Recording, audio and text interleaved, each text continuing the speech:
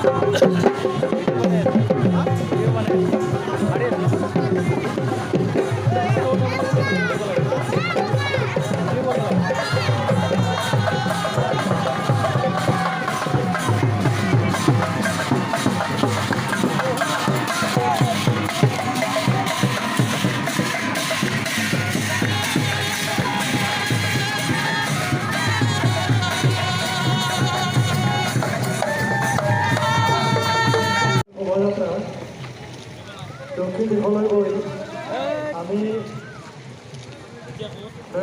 ঘটনাখনে গৈ পশ্চিম নগৰ আমি চৌধুৰীকলীয়া ৰঙলা মুখেৰে আমি পুনৰ নাওঘাটা সাপ্তাহিক বজাৰখনো হয় নাওঘাটাখনত প্ৰৱেশ কৰি আৰু নাওঘাটা চহৰৰ পৰা আমি পুনৰবাৰ আমাৰ বিৰুদ্ধে প্ৰৱেশ কৰিম।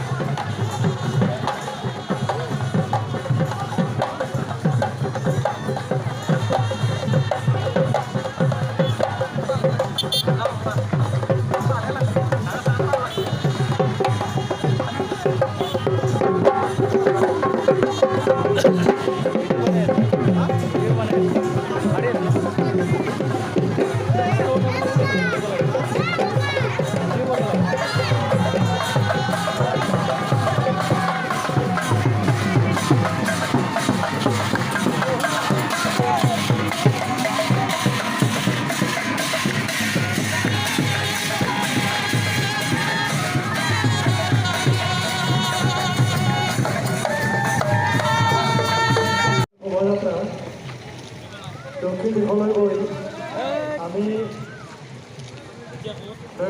ঘটনাখনে গৈ পশ্চিম নগৰ আমি চৌধুৰীকলীয়া ৰঙলা মুখেৰে আমি পুনৰ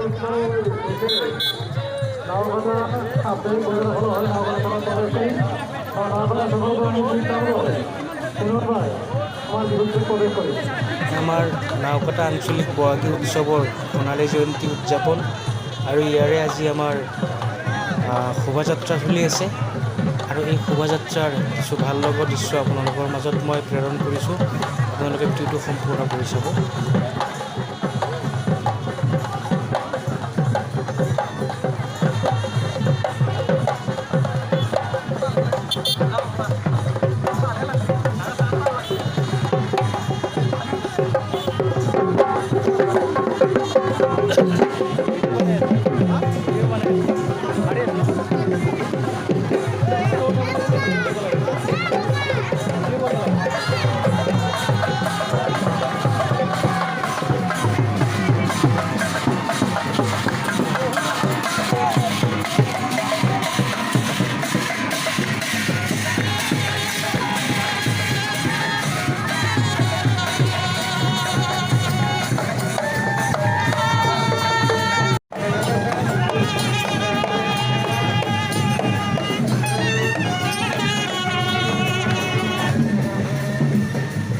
শোভাযাত্ৰা চলি আছে